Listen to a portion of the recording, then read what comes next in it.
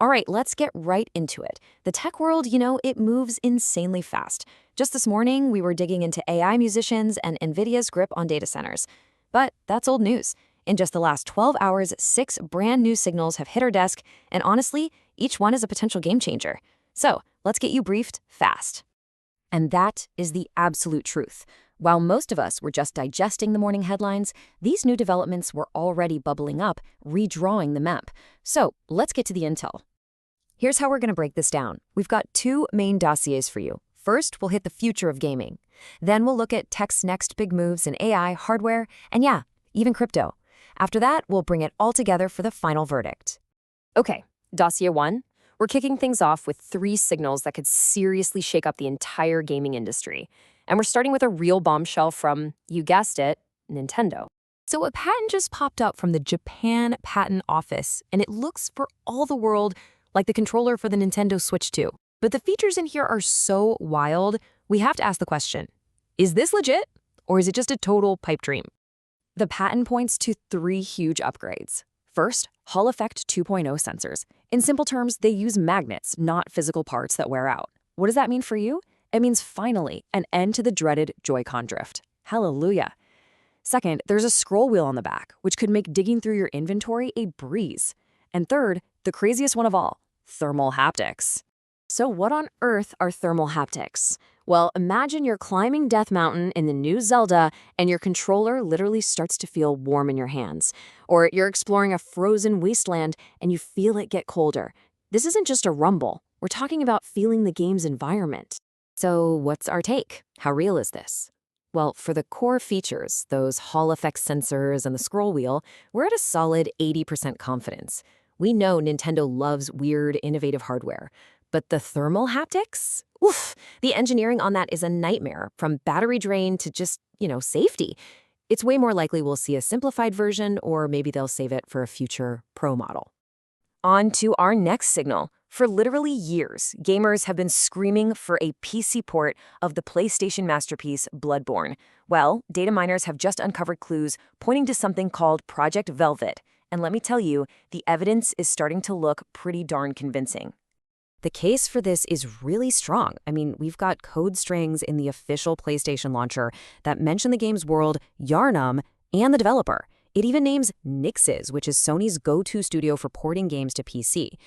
Add in some hints from a major reporter and the fact that Sony's PC business has exploded by 340%, well, the motive is definitely there. We're giving this a credibility score of a solid 7 out of 10. The technical evidence is there. The money makes sense. The sources are good. The only reason it isn't higher is because Sony has said absolutely nothing. And as we know, they can be a total black box when it comes to rumors like this. All right, our third signal in the gaming dossier is about the long-delayed Prince of Persia remake. A very reliable insider is saying the project has been totally rebooted, thrown out, started from scratch. It's now being run by Ubisoft's A-Team in Montreal on a new engine, and the whole vibe has shifted from a family-friendly cartoon to a dark, mature game for the people who played the original. We're scoring this one a 6 out of 10. The source is good, and the idea makes sense. But, and it's a big but, this is Ubisoft we're talking about. Their recent track record with buggy, broken launches is a huge red flag. If they nail this, it could be amazing. If they rush it, well, it's just another broken promise. Okay, let's pivot. Time for dossier 2. These next 3 signals move us out of just gaming and into the wider world of tech, hitting on how we work, how we communicate, and how we gamble our money. First up, Microsoft just dropped a bomb called Architect Mode for GitHub Copilot. And this is a massive leap.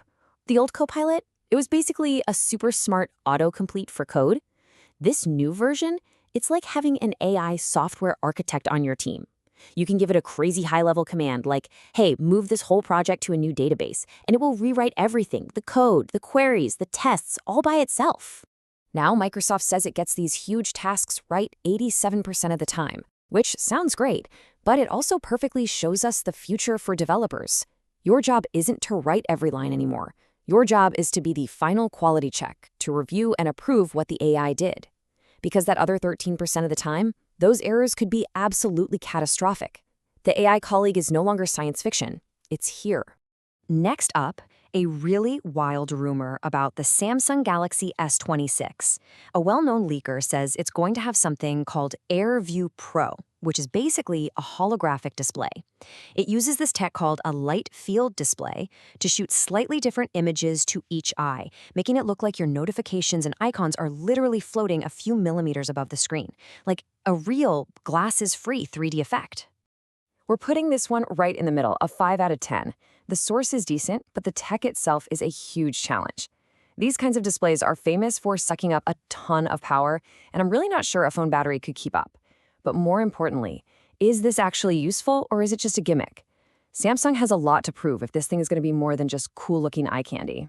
And for our final signal, get ready for some pure crypto chaos. It all started when Elon Musk tweeted a satellite, a plane, and a diamond emoji. The market went nuts, interpreting it as Starlink satellites connecting the world through Telegram equals big profits or diamond hands. Just minutes later, Telegram's founder replied with a handshake, and boom, the TON crypto coin surged 18% in half an hour.